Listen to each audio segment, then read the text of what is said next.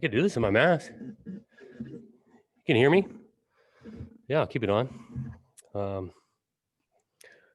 Go just quickly. Light today. Looking forward to tomorrow. Yeah, guys are improving. I think practice has been competitive and excited to see another scrimmage tomorrow. Jonathan, how will you deploy the quarterbacks with the ones tomorrow? I got to talk with Brian what he's thinking there. I do know Tristan's going to get a good amount of that, and then Brian will. You might have to find out tomorrow. Same with me. We haven't decided that yet. Well, after this practice, we'll watch it, talk about it this afternoon, and make a call. But definitely Tristan will get a good amount. Jonathan, what's the most important thing you're kind of looking for there among those quarterbacks as to who, when you go back and look at the tape from, this Saturday in the future, who will separate themselves? What's the most important thing you want to see? Yeah, these guys got to be able to eliminate, negative plays, make great decisions with the ball. At the end of the day, however it looks, who does the best job of moving the ball and scoring points? I mean, that's what you're trying to do. And so eliminating bad plays and making good plays when they're there to be made, which these guys have. They've done a lot of good stuff. They've done a lot of learning too. I mean, that's why you practice. You make some mistakes. I think that group as a whole has really progressed. Had some really good stuff yesterday. And we're looking forward to see what Saturday looks like. Brian had said earlier in the week that, you guys had scaled back a little bit of the install to kind of work on those details specifically with the offense. Have you guys gone back to progressing further with the install, or are you still trying to kind of hammer some of the details? Yeah, we got some more stuff installed yesterday. We really focused on the details Tuesday and really Wednesday, and I thought it showed up. I thought offensively we had one of our better practices on Tuesday, and that bled into Wednesday as well. And we got a lot of offense in, and I like what's in. As we get closer to game time, I'm sure there's going to be a few things additionally we need to add for our first opponent. But we got a lot in right now. Jonathan, do you have any idea where things stand with the first and second receiving units? Yeah, those guys have been rotating a good amount. I mean, first group goes out there. I think majority of the time you're seeing like Bradford, Colby, Champ. But those guys rotate so much. The ones and the twos look pretty similar. But like I'm saying, because Zariah's gotten some reps in there, Tyjon's gotten some reps with the ones, Josiah Irish. So, we're going to play 5-6 guys. I assume you're going to do quite a bit of special teams tomorrow. Is there any one of the units that have you kind of concerned at this point?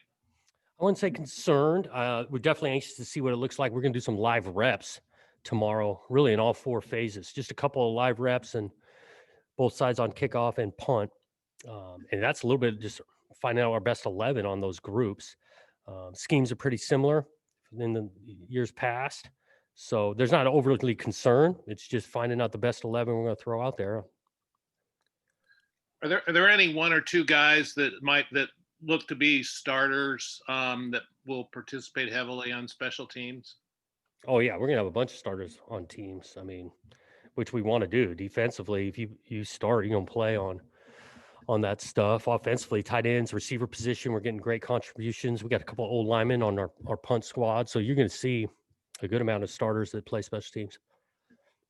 Where does the punting stand? Who is there? Someone that's taken over that role? Yeah, Caleb, he's punted it pretty well now. He's got a big leg. He's talented. Josh has done some good things just being here, and even Luke. I mean, Luke's been here a couple of years, and it's a nice changeup. He's left-footed, but we'll see what it looks like tomorrow. But Caleb has been booming the ball.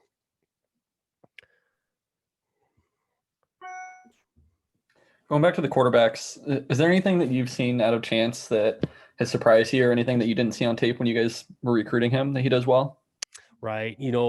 He's pretty what we thought on tape. I mean, this guy's like a point guard out there. He's distributing the ball, sees it well, can move his feet, extend the play, in which all of that he showed up on tape. I know he's really well liked on this team, respected for his work ethic, which you don't totally know until you get him here. So maybe that's something that stood out. Jonathan, can you just kind of talk about anyone you can think of is out for tomorrow's scrimmage? You will not see David Morris. Nothing long term, just kind of working back. That's one guy. There's going to be more that I'm just kind of missing right now, but he stands out, which I'm sure you'll take notice of. Calvin Tyler will not. Yeah, Isaiah Newell, and like I said, I'm missing a couple others, but those three come to mind. It came up yesterday that Jeremy Reichner hadn't been available at practice. Is he injured long term, or is he opted out? He has not been available throughout, and he is not injured. Jonathan, we got a chance to talk to Ham yesterday. Can you just kind of talk about how much you've seen him grow as a leader this camp in particular? I'm sorry, say that again. We got a chance to talk to Ham yesterday. Can you just kind of talk What was about the how question? he's grown as a leader in this camp? Oh, Ham. Yeah. He's been awesome for this program. I mean, he really has. You talk about, obviously, you can take notice of the things on the field, but bringing others along, buying into a newer coaching staff. We didn't recruit him. He's been awesome that way. Graduated, great example of the type of kid, comes in here as a big time player and has gotten his degree. So yeah, he's been phenomenal.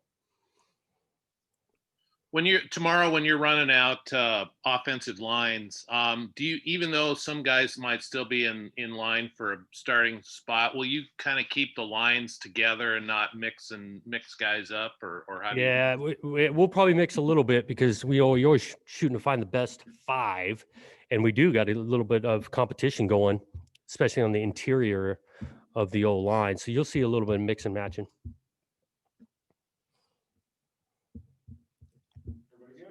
Coach, I don't think I've ever heard of a quarterback switching to linebacker. Can you take me back to that conversation when Coletto came to you? What do you remember from that, and what was kind of how did you leave that conversation? Yep. He when was that? He came in. It was the initial. I think he initially talked to me first, and we kind of hashed it out. He was confident in his skill set to be able to play some linebacker. He likes it physical. He's a good sized kid that can run. He had a plan in his mind to be able to redshirt last year and focus on building skill and improving at that position. I agreed that confidently he could contribute on special teams that way, because oftentimes you're not doing it at a quarterback. And it's played out exactly, I think, how he envisioned it. He took the year redshirting, changed his body a little bit. I think he's actually one of our heavier linebackers at 240 and one of the fastest. He's had a great camp. You're going to see a bunch of him out there at linebacker. So he had a vision of it, and we were on board with it, and it's played out well.